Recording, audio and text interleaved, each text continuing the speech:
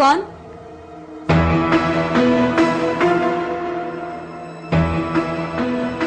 आओ।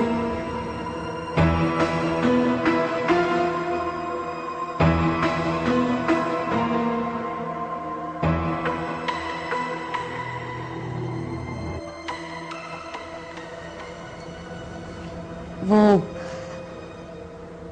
लुबना को जानते हो? तो मेरी सहेली हुआ करती थी, जावियार की मंगेतर। क्या हुआ उसे? खेल खेल रही है मेरे साथ। तुम लोगों के बारे में खामखा परेशान होती रहती,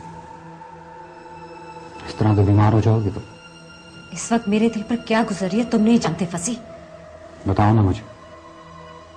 इस तरह गुस्से में बोलती रहोगी तो कैसे कुछ पता चलेगा मुझे। पहले उसने सरमत के ऑफिस में जॉब की, फिर सरमत से दोस्ती, और अब वो अपना फ्लैट छोड़ के सरमत के घर शिफ्ट हो गई है। बस इतनी सी बात है। बस इतनी सी बात फसी? कोई दोस्ती का नकाब पहनकर चोरों की तरह मेरा घर लूटने पहुंच गया और तुम कहते हो बस इतनी सी बात? तुम्हारे घर को कोई खतरा नहीं, मैं गारंटी देता हूं। तुम्हारी गारंटी से क्या होता है? तुम्हें धीरे धीरे पता चलेगा कि तुम्हारा घर बचाने के लिए मेरी गारंटी कितनी जरूरी है। तुम कुछ नहीं कर सकते, अब मैं ही कुछ करूंगी, खुद निपटूंगी मैं। Don't you think we need to change the plan?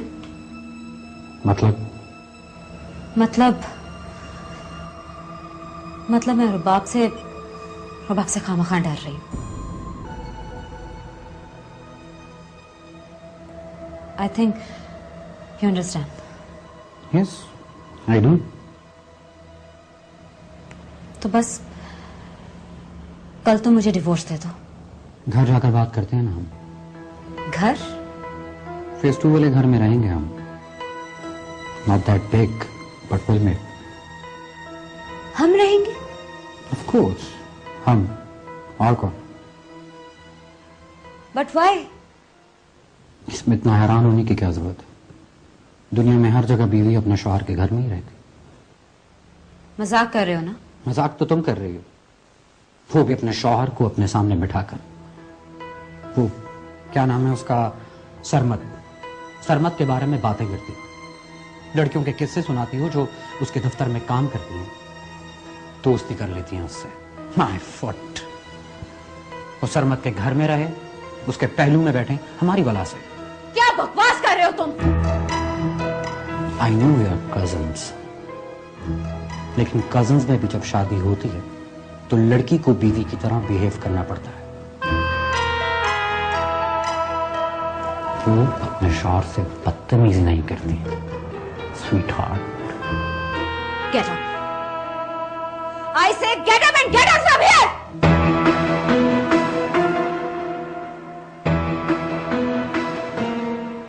लगता है समझने में तुम्हें कुछ वक्त लगेगा।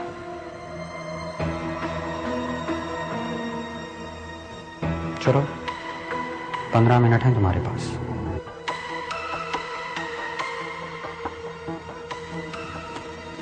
थोड़े हैं, चलो आधा घंटा। मैं बाहर बैठकर तुम्हारा इंतजार करता हूं। जरा मुश्किल है लेकिन तुम्हारी खातिर करूंगा इंतजार। और फिर आधे घंटे के बाद हम अपने घर जाएंगे। अपने घर। Your time starts now.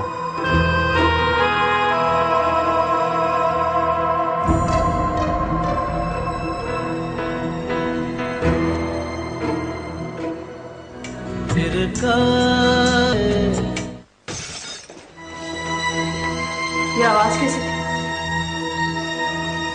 कैसी आवाज? किसी चीज के टूटने की।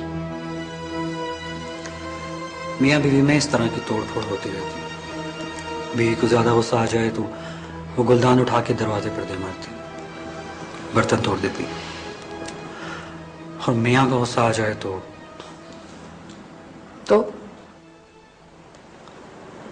गाने गलाओ, वो मुंह तोड़ देता है।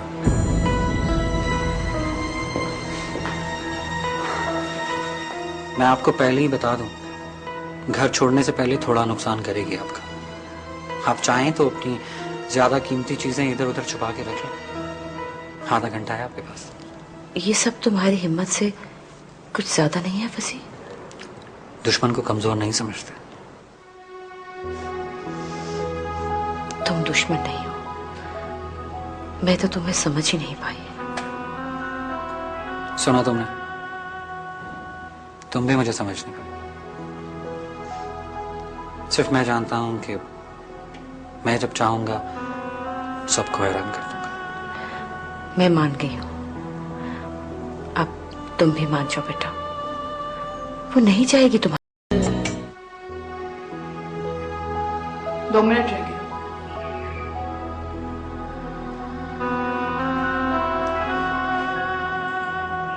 सुनो,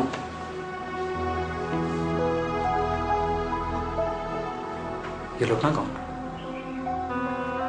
सरताब की सहेली है, जाव्यार की पुरानी मंगेतर। क्यों, क्या हुआ? नजफ एंड सलमान में जॉब करती है। खटती होगी। फिर सरमत से दोस्ती कर ली। खड़ ली होगी। उसके घर में शिफ्ट हो गई, या फिर हो गई हो।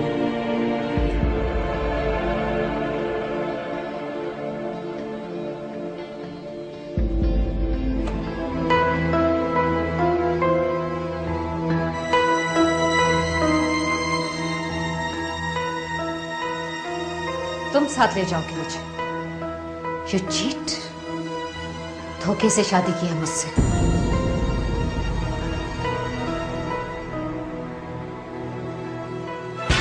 वहीं खड़े रहो, वरना तुम्हारे दिल के सारे अरमान तुम्हारे खून के साथ बह जाएंगे। क्या कर रही हो तुम? गलीस आदमी, तुमने सोचा भी कैसे कि तुम मुझे कहोगे कि आधे घंटे का वक्त है मेरे पास? तुम डिक्टेट करोगे मुझे बताओगे कि कितना वक्त है मेरे पास? हाँ, मैं तुम्हारे दिए हुए वक्त की सूली पे चढ़ जाऊंगी, ये सोचा तुमने?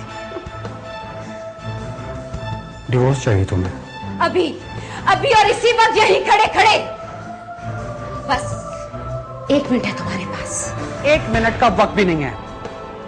गोली चलाओ।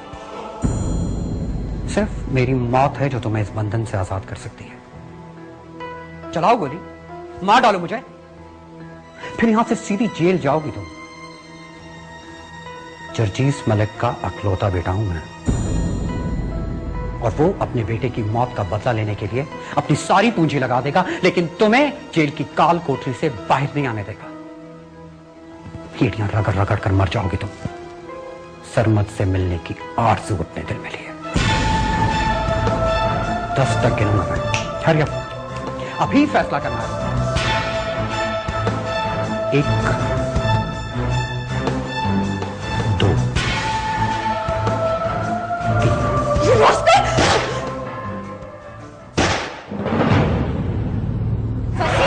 फंसी, छोड़ो मुझे, छोड़ो मुझे, फंसी।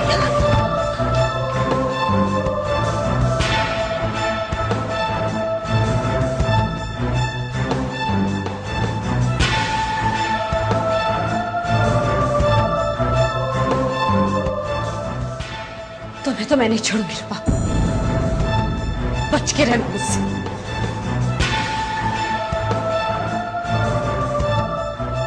वसीम,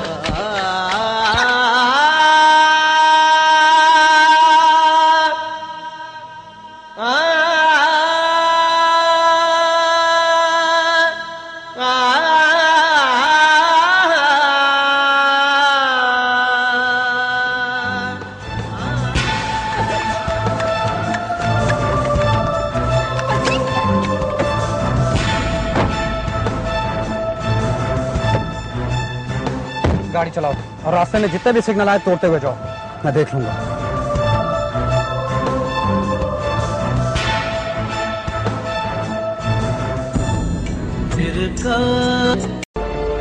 मैं तुम्हें जान से मार डालूंगी, छोड़ो मुझे। ये तुम्हारे पापा का घर नहीं, जहां तुम कुछ भी करोगी तो माफी मिल जाएगी तुम्हें। या तुम जैसा करोगी वैसा भरोगी। ये तुम्हारे शौहर का घर है। एंड माइंड इट, बीवी के पास शौहर की आबरू और उसका वकार अमानत की तरह रखा जाता है। इस अमानत में खयानत की इजाजत नहीं है। और एक बात और, बज़ाहिर तो ये तुम्हारा घर है, लेकिन जब तक तुम इस घर की घर वाली नहीं हो जाती, मेरी इजाजत के बगैर इस कमरे से बाहर पैर नहीं रखोगी, वरना रस्सियों में जकड़ कर यहीं किसी कोने में बिठा दूंगा। हाँ हाँ, तुम्हारे लिए यही बेहतर है। मुझे रस्सियों में जकड़ के किसी कोने में डाल दो, वरना सारी अमानतें तुम्हारे मुंह पर फेंक कर चली जाऊंगी। वली मोहम्मद। जी साहब जी। बस आ गई। जी सर। ले आओ। जी बेटा। फसीब, फसीब तुम पागल हो गए हो? ये ले साहब जी रस्सी और ये मुंह पे लगाने वाली टेप। टेप खाने के बाद और तुम जाओ। ठीक है। फसीब, फसीब, फसीब तुम पागल हो गए हो? फसीब मैं तुम्हें छोड़ूंगी नहीं। फसीब, फसीब मुझे तुम मुझे दो। फसीब, फसीब ये तुम क्या कर रहे हो? फसीब तुम मुझे धोखा दे रहे हो। फसीब ये अच्छा नहीं कर रहे हो। फसीब मैं तुम्हें जान से मार डालूंगी। फसीब खाना कब खाओगी? थूकती हूँ मैं तुम्हारे खाने पर। धोखेबाज मक्कार, नहीं खाना मुझे खाना। मर जाऊंगी लेकिन तुम्हारा दिया हुआ एक दूध वाला नहीं खाऊंगी। तुम्हारे भूखा रहने की भी परवाह नहीं है मुझे। तुमसे कहा ना, ये तुम्हारे बाप का घर नहीं है। या तो भूखी रहो, भूख से मर जाओ, नोबडी विल केयर। लेकिन मैं मरने नहीं दूंगा तुम्हें। इस उम्मीद पर जिंदा रखना है तुम्हें कि एक दिन तुम्हारे अंदर की खोई हुई अच्छी लड़की को ढूंढ निकालूंगा मैं। स्वीट हार्ट, आजकल साइंस इतनी तरक्की कर चुकी है कि तुम अगर 100 साल भी भूखी रहो तो मेरे डॉक्टर तुम्हें भूख से मरने नहीं देंगे। इसके बावजूद तुम्हारे मुंह पर टेप लगाने से पहले एक बार तुमसे खाने का जरूर पूछूंगा। तुम टेप लगाओगे मेरे मुंह पर? दम घुट जाएगा मेरा। भूख से मर सकती है तो दम घुटकर मरने में क्या बुराई है? लेकिन अगर तय कर लो कि वक्त पर खाना खाओगे और खामखा की चीखों पुकार नहीं करोगे तो मैं तुम्हें दम घुटकर मरने से बचा सकता हूं।